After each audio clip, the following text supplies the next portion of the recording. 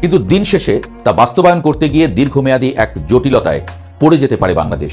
নির্বাচনের আর 15 দিন বাকি, তাই 15 দিনের মধ্যে নানান সম্ভাবনা উকিঝুঁকি বাড়ছে। কেউ বলছেন নির্বাচন হবে, কেউ বলছেন নির্বাচন হবে না, কেউ কেউ সন্দিহান, কিন্তু বুক ঠুকে কেউ বলতে পারছেন না যে নির্বাচনটা হবেই। আমি তো বলি হবে না, তবুও যদি আমি বলেছি যদি নির্বাচন যদি হয়ও, তাহলে একপক্ষীয় নির্বাচন হবে, মেটিকুলাস ডিজাইনের মাধ্যমে নির্বাচন হবে, যে নির্বাচনের কোনো রকম মান্যতা পাবে না আন্তর্জাতিক দুনিয়ায়। সেক্ষেত্রে এক ঘরে তো হচ্ছে, টিকিট নিয়েও তো এক ঘরে হয়ে গেল। বাকি রইল সারা বিশ্বের নজর এই নির্বাচনের ওপরে। এখন ইউনূস যতক্ষণ এই সিংহাসনে বসে আছেন না, জানবেন কোনো কিছুই নির্বিঘ্নে কিন্তু হবে না। তার মধ্যে একটা মেটিকুলাস ডিজাইন থাকবে। কিন্তু আমি বলেছিলাম নির্বাচনের আগে কিন্তু শুরু হয়ে যাবে এবং পরেও কিন্তু চলবে একটা রক্তক্ষয়ী সংঘর্ষ। তার সূত্রপাত কিন্তু শুরু হয়ে গিয়েছে। একে অপরকে গালাগাল এবং মারপিট দিয়ে শুরু হলো। নানান রকম ভিডিও আমার কাছে আসছে। যেমন এক নেতার, জামাতি নেতার একটা ভিডিও এসছে, তিনি মির্জা ফখরুলের, বিএনপি নেতা মির্জা ফখরুলের পূর্বপুরুষকে রাজাকার বলে ডেকে দিয়েছেন। তিনি বলেছেন যার পূর্বপুরুষ রাজাকার, তার মুখে রাজাকারদের কথা মানায় না। একেবারে বিএনপিকে একেবারে ঠুকে দেওয়া, মির্জা ফখরুলকে ঠুকে দেওয়া মানে বিএনপিকে ঠুকে দেওয়া, অর্থাৎ বিএনপির সঙ্গে আমাদের জামাতিদের প্রকাশ্যে একটা বিরোধ লেগে গেল। এইবারেতে কি বিএনপি চুপ করে বসে থাকবে? বিএনপিতে চুপ করে বসে থাকবে না। কিন্তু একটা জিনিস কিন্তু মাথায় রাখবেন, বিএনপি কিন্তু আবার আওয়ামী লীগ, কেউ কিন্তু একে অপরের বিরুদ্ধে এখনো পর্যন্ত কোনো কথা বলেনি। না আওয়ামী লীগ বলেছে, না বিএনপি কেউ বলেছে, মানে নেতৃত্বের কথা বলছি, কেউ কিন্তু বলেননি। সুতরাং এখানে একটা সম্ভাবনা লুকিয়ে ছুড়িয়ে অঙ্ক একটা থাকলেও থাকতে পারে। কি অঙ্ক আছে তা আমি জানি না। এবং কালকে আবার একটা জানা গেল, একটা ডিম থেরাপির কথা গল্প বেরিয়েছে।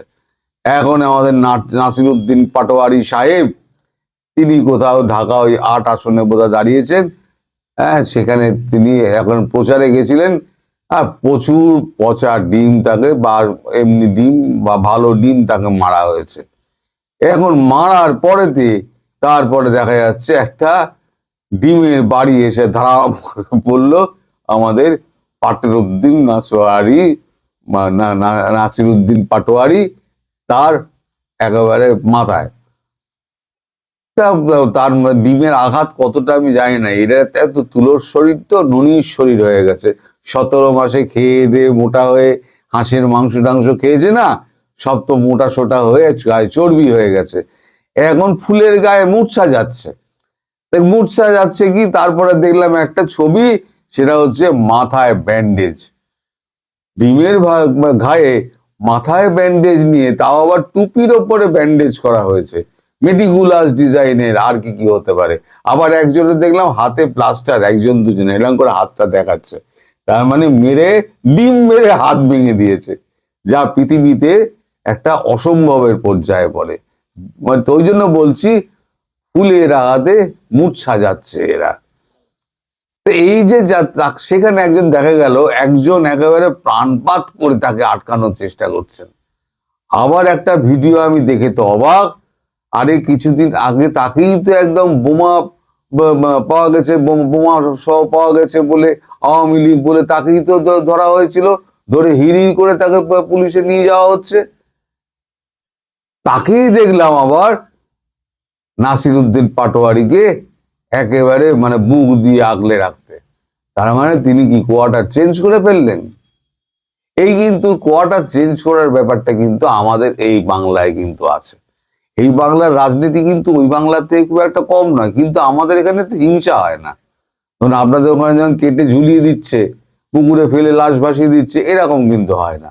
আমাদের এখানে কি হয়, আমাদের এখানে গ্রামে গঞ্জে যে সমস্ত আছে ধরুন সিপিএম 34 বছর রাজত্ব করেছে, 34 বছর রাজত্বে সিপিএম তো খুব কামিয়েছে, যারা যারা ছিল তারা যারা যা কামানোর কামিয়ে নিয়েছে। এই 34 বছর রাজত্বের পর যখন সেখানে তৃণমূল যখন এলো, তখন বেধড়ক পেটানি মার মার এমন পেটাতে শুরু করলো, সব পালিয়ে গেল। কংগ্রেসের আমল থেকে যখন সিপিএম এলো, সে একই ঘটনা ঘটেছিল। পরে দেখা গেল সিপিএম কংগ্রেসের পলাতক কর্মীগুলো সব সিপিএম এর নাম লিখিয়ে আবার ফিরে এলো। আবার পরে দেখা গেল এই যে তৃণমূলের হাতে যারা মার খেয়েছিল এতদিনে 34 বছরের শাসন করা সিপিএম এর, তারা সমস্ত এসে টুকটুক করে তৃণমূলের নাম ঢুকিয়ে তারা কিন্তু আবার যে যার গ্রামে ফিরে গেল এবং তৃণমূল সমর্থক হয়ে গেল। দেখুন, ক্ষমতা কোনোদিন কারোর চিরকাল থাকে না, আবার একদিন ক্ষমতার হস্তান্তর হবে। যেমন 97 সালে সম্ভবত যখন বামফ্রন্ট সরকার 77 সালে ক্ষমতা এসছে, 97 সালে তখন 4 বারের ক্ষমতা শেষ হয়ে 5 বারের পঞ্চম দফা ক্ষমতায় যাওয়ার চেষ্টা করছে বামফ্রন্ট। তখন জ্যোতি বসু ডাক দিলেন যে আমরা পঞ্চম বামফ্রন্ট সরকার গড়ব, সবাই মিলে আমাদের সহযোগিতা করুন। সেই সময় একজন প্রতাপ একেবারে দুর্দণ্ড প্রতাপ একজন মন্ত্রী ছিলেন, তার নাম হচ্ছেন কলিমুদ্দিন শামস। একদিন আমি কলিমুদ্দিন শামসের বাড়ি গিয়েছি, তো রাত্রিবেলা গল্প করতে করতে কলিমুদ্দিন শামস হঠাৎ আমায় বললেন যে জানো তরুণ, আমরা এই নির্বাচন নিয়ে কথা হচ্ছিল, তখন আমার বললেন আমরাও একদিন চলে যাব। আমি বললাম কি বলছেন? তখন 20 বছর রাজত্ব হয়ে গেছে, 25 বছরে পা দেবে। আমি বললাম আপনারা পঞ্চম বামফ্রন্ট সরকার গড়তে যাচ্ছেন, এই সময় আপনি বলছেন যে আমরা চলে যাব? বলে হ্যাঁ। আমি কি কোন অর্থে আপনি বলছেন? বলে ভোট হয় না একটা ওয়েবে, যেদিনকে একটা ওয়েব আসবে না সেদিনকে কোনো দল, কোনো প্রচার, কোনো মানে এ নেই, তোমার এ নেই, অর্থ নেই, তাকে দিয়ে তুমি দাবিয়ে রাখতে পারবে সেই জোয়ারে কিন্তু ভোটের যে ওয়েব থাকবে সেই ওয়েবে কিন্তু আমরা কিন্তু ভেসে যাব। উনি বলেছিলেন 1997 সালে, সেটা মানে ওনার কথাটা অক্ষরে অক্ষরে মিললেও 2011 সালে তখন এই দুনিয়ায় তিনি নেই। এরকম চিরকাল কেউ ক্ষমতায় থাকে না। এই যে মোহাম্মদ ইউনূস, তিনি যেটা ভাবছেন, তিনি এই সমস্ত মেটিকুলাস ডিজাইনের মাধ্যমে তিনি থেকে যাবেন আজীবন, কারণ তিনি তো নির্বাচনের দিন ঘোষণা করলো, নির্বাচনে গণনার দিন ঘোষণা করেননি এবং জয়ী বা বিজয়ী প্রার্থীদের নাম ঘোষণার দিনের কথাও ঘোষণা করেননি। তার মানে আবার তিনি পরবর্তীকালে বলে দিলেন যে ফল প্রকাশে দেরি হতে পারে। তার মানে যদি নির্বাচনটা হয়ও, তারপরেও উনি ফল প্রকাশ করে উনি কিন্তু সিংহাসন ছাড়বেন না। যদি মনে করেন উনি সিংহাসন ছাড়বেন, আমি বলেছিলাম দেহত্যাগ না করলে উনি পদত্যাগ করবেন না। সুতরাং আপনারা যদি মনে করেন যে নির্বাচনের একটা যে দলই জিতে, যেভাবেই হোক না মেটিকুলাস ডিজাইনের মাধ্যমে জিতে আসুন, তিনি নির্বাচনে ফলাফল ঘোষণা করে তিনি সরকারকে হস্তান্তর করে দেবেন ক্ষমতা, একদম ভুল কথা। তিনি একেবারে ওখানে গেড়ে বসে তিনি আজন্ম যতদিন বেঁচে আছেন, হিক্কা তোলা পর্যন্ত, ততদিন কিন্তু উনি মানে রাজত্ব করে যাবেন। শেষ পর্যন্ত ওনার যে কি হবে সে তো ঈশ্বরই জানে। এখনো পর্যন্ত যা আছে সব তো ঠিকই আছে। তবে একটা বড় খবর আপনাদের দিয়ে রাখি, খুব শিগগিরই একটা বিদ্যুৎ নিয়ে আপনাদের কিন্তু বড় খবর হবে, আদানির বিদ্যুৎ নিয়ে বড় খবর হবে, সেটার দিকে নজর রাখবেন। জামায়াতের সাথে বন্ধুত্ব করতে চায় আমেরিকা। সম্প্রতি এমন খবর প্রকাশ করে রীতিমতো হইচই ফেলে দেয় মার্কিন পত্রিকা ওয়াশিংটন পোস্ট। বিএনপি বা আওয়ামী লীগের মতো দলগুলোকে বাদ দিয়ে জামায়াতকে কেন হাতে রাখতে চায় ট্রাম্পের আমেরিকা? এ নিয়ে কানাঘুষা কিন্তু ছিলই। গত বছরের সেপ্টেম্বরে এ নিয়ে বিস্তারিত প্রকাশ করে ভারতের জনপ্রিয় পত্রিকা এই সময়। এরপর আলোচনায় সম্প্রতি এই ফাঁস হওয়া ফোন কল, যাতে পরিষ্কার হয় জামায়াতকেই মনে মনে চাইছে মার্কিন যুক্তরাষ্ট্র। Our position is with regard to Jamaat. We're going to talk to Jamaat. We're going to talk to Hafizat. We're going to talk to Islamic entity. We want them to be our friends. We want you to pick up the phone and say. তা তো বোঝা গেল, কিন্তু এখন যে প্রশ্নটা সবচেয়ে বেশি আওয়াজ তুলেছে সেটা হলো জামায়াতকেই কেন লাগবে আমেরিকার? ঘটনা আসলে কি? গত সেপ্টেম্বরে ভারতীয় সাংবাদিক অনমিত্র চট্টোপাধ্যায়ের বিশেষ প্রতিবেদন পূর্বের হাওয়া পর্ব 3, ইসলামী জোট গড়ে জয়ী হতে কি পারবে জামায়াত শিরোনামে এ নিয়ে নানা বিশ্লেষণ উঠে আসে। সাক্ষাৎকারে বাংলাদেশে কাজ করা মার্কিন কনসুলেটের এক কূটনীতিক জামায়াতে ইসলামীকে আমেরিকার পছন্দের কারণ উল্লেখ করেন। তবে সংবাদ মাধ্যমটি ওই কূটনীতিকের নাম উল্লেখ করেনি। সংবাদ মাধ্যমটি ওই কূটনীতিকের কাছে জানতে চেয়েছিলেন বাংলাদেশের জামায়াতে ইসলামী কেন এত প্রিয় যুক্তরাষ্ট্রের কাছে। জবাবে তিনি অনেকগুলো কারণ দেখিয়েছিলেন। বিশেষ করে 5টি কারণে তারা জামায়াতকে ক্ষমতায় দেখতে চায়। 1, তাদের নেতারা উচ্চশিক্ষিত, বাণিজ্যিকভাবে অত্যন্ত সফল। 2, তাদের আচরণ খুব ভদ্র সভ্য, কথা বলা যায় তাদের সঙ্গে। 3, তারা ফেলে আসা ইতিহাসের কোনো একটি সময়ে ভিন্ন পদক্ষেপ অর্থাৎ মুক্তিযুদ্ধ বিরোধিতার কারণে বাংলাদেশের শাসক দলের হাতে নির্যাতিত এবং মানবাধিকার বঞ্চিত। 4, জামায়াত গণতান্ত্রিক ব্যবস্থায় বিশ্বাস করে। 5, ইসলামী শক্তি হলেও জামায়াত তালেবানের মতো পিছিয়ে পড়া নয়, বরং প্রগতিশীলী বলা যায়। এই সময়ের প্রতিবেদনে বলা হয় যুক্তরাষ্ট্র চায় বাংলাদেশে শাসন ক্ষমতায় আসুক জামায়াত। অনেক দশক ধরেই তাদের এই চাওয়া, এ নিয়ে তাদের লুকোছাপ বিশেষ নেই। সেই মার্কিন কূটনীতিক আরও বলেন, যে দেশের 80 থেকে 85% মানুষ মুসলমান, সেখানে জামায়াত যদি সরকারে আসে ক্ষতি কি? তারা শৃঙ্খলাবদ্ধ দল, তাদেরও উচিত একবার সুযোগ পাওয়া। কি আছে, ফেল করলে মানুষ সরিয়ে দেবেন? অর্থাৎ হঠাৎ করেই জামায়াতকে চাইছে না আমেরিকা। এর পেছনে দেখা যাচ্ছে বহু ইতিহাস। তো উপরে যে কারণগুলোর কথা উল্লেখ করা হলো সেগুলো তো জামায়াতের প্রকৃতির কথা। এতে তো আমেরিকার লাভ লসের কিছু নাই। তাহলে কি নিঃস্বার্থভাবেই জামায়াতকে চাইছে তারা? না, সমীকরণটা অত সরল কিন্তু নয়। তাছাড়া দেশটা যখন আমেরিকা, তখন বিনা লাভে সে কোথায় যে নাক গলাবে না সেটা আপাতত পরিষ্কার। বিশ্লেষকরা বলছেন বাঙালি আগেও যেমন প্রান্তবর্তী ছিল, ভূরাজনীতির খেলায় এখনো সেই প্রান্তবর্তী রয়ে গেল। আর এই খেলার মূল কলকাঠি নাড়ছে ওয়াশিংটন, যেখানে ক্ষমতার মসনদে বসে আছেন ডোনাল্ড ট্রাম্প। এখন প্রশ্ন হলো, জামায়াতকে নিয়ে যুক্তরাষ্ট্রের এই আশাবাদ আসলে কিসের ইঙ্গিত? ট্রাম্পের আমেরিকা কেন বাংলাদেশের ইসলামপন্থী রাজনীতির দিকে বন্ধুত্বের হাত বাড়াচ্ছে? এর উত্তর খুঁজতে হলে তাকাতে হবে পুঁজিবাদী বিশ্বের মোড়লদের পুরনো খাতা আর তাদের তৈরি করা ইতিহাসের দিকে, যেখানে ক্ষমতার হাত বদল হয় কিন্তু নীতি বদলায় না। ইতিহাস ঘাঁটলে দেখা যায় জবরদখল বা নির্বাচনের মোড়কে যেভাবেই হোক কতিপয়ের শাসন কায়েম করাই পুঁজিবাদী বিশ্বের মূল এজেন্ডা। আর এখানেই জামায়াতের সাথে আমেরিকার গোপন সমীকরণটা মিলে যাচ্ছে। আমেরিকা এমন কাউকে চায় না যে তাদের চ্যালেঞ্জ জানাবে। তারা চায় এমন এক শক্তিকে যারা তাদের সিস্টেমের মধ্যেই থাকবে। জামায়াতকে তারা মনে করে ঠিক তেমনই এক শক্তি। কিন্তু কেন? শুনতে অবাক লাগলেও সত্য। পুঁজিবাদী আমেরিকা আর তথাকথিত ইসলামী মৌলবাদের মধ্যে একটা গভীর আদর্শিক বন্ধুত্ব রয়েছে। দুজনেই সমাজতন্ত্র বা সাম্যবাদের ঘোর বিরোধী।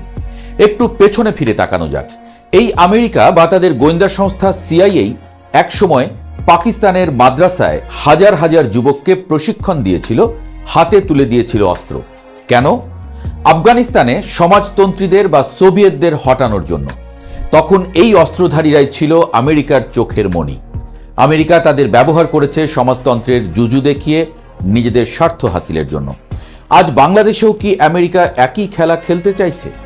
বিশ্লেষকরা বলছেন আমেরিকার কাছে জামায়াত হলো সেই ম্যানেজেবল বা নিয়ন্ত্রণযোগ্য শক্তি।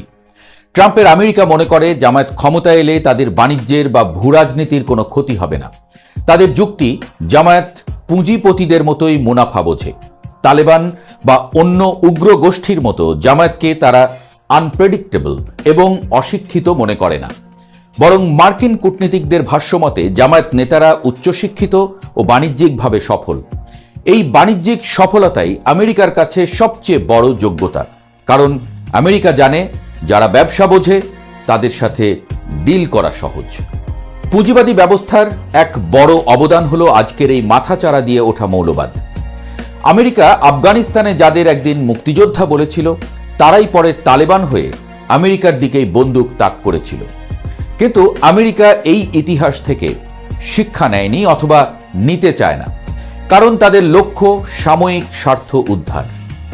বাংলাদেশে জামায়াতকে নিয়ে আমেরিকার এই আগ্রহের মূলে রয়েছে সেই পুরনো কৌশল, সমাজতন্ত্র বা বামপন্থী আদর্শকে দাবিয়ে রাখা।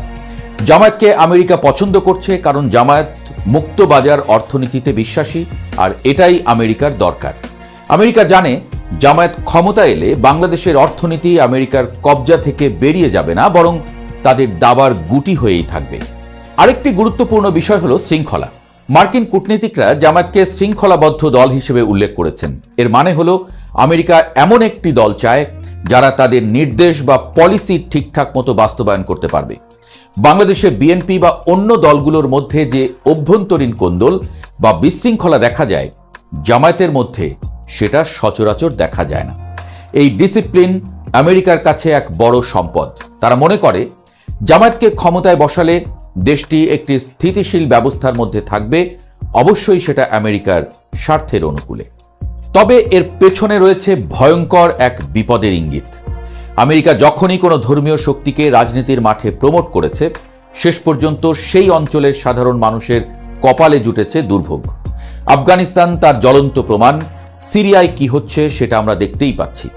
ট্রাম্পের আমেরিকা হয়তো ভাবছে জামায়াতকে দিয়ে তারা এশিয়ায় তাদের প্রভাব বলয় ঠিক রাখবে, কিন্তু দিন শেষে তা বাস্তবায়ন করতে গিয়ে দীর্ঘমেয়াদী এক জটিলতায় পড়ে যেতে পারে বাংলাদেশ, এমনটাই মত বিশ্লেষকদের। তাহলে সারমর্মটা কি দাঁড়াচ্ছে?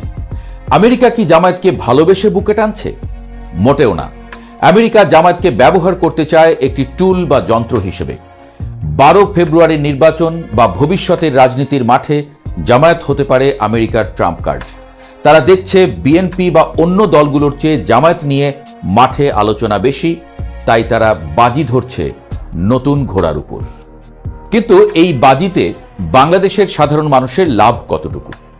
বিশ্লেষকরা বলছেন, ফ্যাসিবাদ যেমন ভদ্রতার মুখোশ পরে আসে উদারনীতির ভান করে, কিন্তু ভেতরে থাকে হিংস্র দাঁত নখ, ঠিক তেমনি জামায়াতকে নিয়ে আমেরিকার এই নতুন প্রেমের গল্পও আসলে এক বড় ষড়যন্ত্রেরই অংশ।